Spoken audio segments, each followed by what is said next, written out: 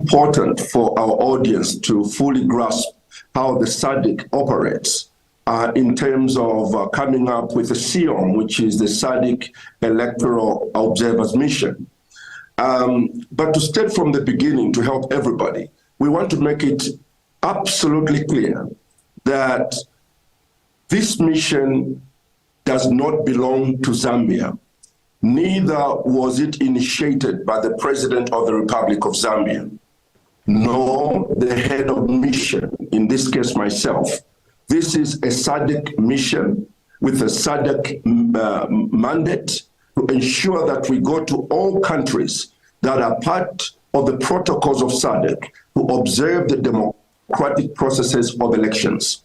And we have standards that are set for all countries, not just a few Sadc countries. Those standards have been set by Sadc itself. So we are asking for our colleagues who are being tried maybe to be mischievous, to try to pretend that they don't understand the process that is involved in coming up with a SIOM in order to observe the mission. So President Hakainde Hichilema was elected as the chairman of the Troika of Sadc, which is the organ on politics, defense, and security. And he is mandated by Sadc to ensure that he constitutes a SIOM team to go to a participating country within our community of nations. In that case, he worked with the Secretariat in Botswana to constitute the team.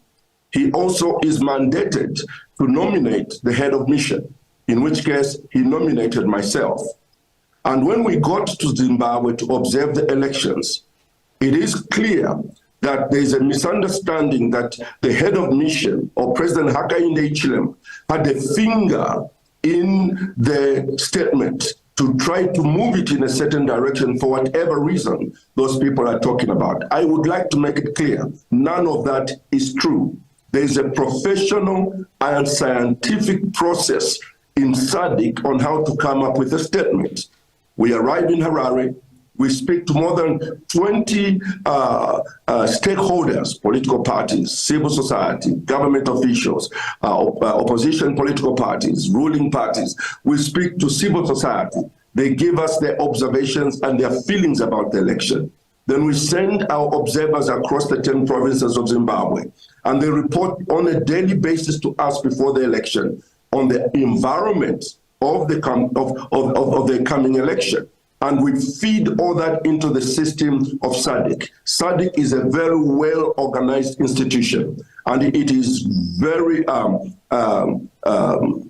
strong in the manner in which it handles itself. So once all that information comes together, the drafting team, away from the head of mission, away from the chairman of the Troika, President Hakainde Hichilema, they sit there in Harare, collect all this information, and draft a statement. That statement is then brought to the table where there is the Secretariat of Sadc, then there is the Troika member states, which are the member states that are in the Troika. At this time, it's Zambia, Tanzania, and Namibia. They are represented on that table. We also have a group called SIAC, which is the advisory body to Sadc. It consists of lawyers and judges that have to go through every statement in order to make sure that it's legit and it's based on fact. So it's that edits the statement. The head of mission is the last person to see the document and be able to go through it. And I must satisfy myself that the things we have been receiving from the stakeholders are the things in that report. So that is how that first report, preliminary report, came about. And we announced it as per procedure in every election. That's what Sadc does. So we want to make it clear that this statement does not belong to Nevers Mumba. It does not belong to President Hakainde Hichilema. It does not belong to Zambia. It's a Sadc document. I did not go to Zimbabwe as Zambian. I went there as a Sadc representative. And that document now is lodged properly with Sadc in Gaborone because it's their product. Have you presented the final report to Sadc? Well, we have, on last Saturday, I had the honor of presenting the final report to the chairman of the Troika, President Hakainde Hichilema, and our team, which I should confess has been a professional team from the beginning to the end, did an excellent job. And the only difference between the first report and the final report is that in the final report, we include all the developments that took place after the election up to the 28th of August. The other preliminary report only carried information up to election day. But now the final report has everything in it. It's complete. And as we speak, it's in the hands of the chairman of the Troika, President Hakainde Hichilema. The government of Zimbabwe is aggrieved, saying that you went above what you were supposed to do as the observer mission. And also the fact that you even went as far as interfering in the constitutional issues of that country in relation to the judiciary. Did you do that, and why? I think those are mischievous statements. First of all, we only, when we are dealing with observations, Sadc has got guidelines that it follows. We cannot include in our statement any line which does not reflect or get its energy from three instruments. Instrument number one is the Constitution of Zimbabwe. The second instrument we use is the Electoral Act of Zimbabwe. And the third one is the guidelines and principles of Sadc, which were composed by all Sadc nations, including Zimbabwe. And the Sadc guidelines and principles make it very clear. We do not go there to formulate laws for the member states, but we are given the mandate in the booklet to interrogate any law that impedes in a free and fair election. If there is a law in any member state that takes away the liberties and the freedoms of people to fully express themselves in choosing the leader that they want, we take note of that law and mention it in our report that this law stands in the way of freedoms that are supposed to be guaranteed to the members or that are citizens of the member states. So we are not interfering with the laws of any country. It is within the guidelines. It is within, and we didn't say change this law or change that law. We just outlined laws on delimitation, and there was delimitation, and it was a point of conflict. The ballot papers, when they should be released through transparency, we had to go back to the Constitution of Zimbabwe to see what it says. It talks about transparency. And we noticed that the other laws that were enacted to block that transparency, we didn't tell them what to do with that law, but we are mandated to point it out that this law stands in the way of a democratic process, and it could actually affect the outcome or the legitimacy of the outcome of the election. There's pressure right now to discredit the report by those who are aggrieved. And they went as far as saying your proximity to the opposition in Zimbabwe can be a factor. How do you respond to those allegations? Let me make it clear. I think that our brothers in Zimbabwe need to understand that everybody means well for them. There is no one who goes there with a mission to destabilize or to disturb the Zimbabwean people. Zimbabwe, Zambia, Malawi, Sadc, we are one people.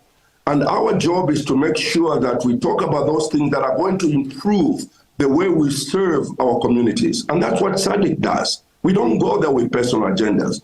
For them to go and call in some people Western puppets, saying that probably the head of mission knows the opposition leader, I think it's unfortunate and it's mischievous because they know that. Even if I had known the opposition, I don't have power to change a sentence in the statement because I am not the one who writes the statement. It is written through a scientific process of more than 25 people that work on that document to make sure that it's legit. So I think those are challenges that our brothers are facing, and our advice really is as follows, that they should not shoot the messenger. I think our colleagues in Zimbabwe should do what every other member nation does when they are challenged on the process of elections.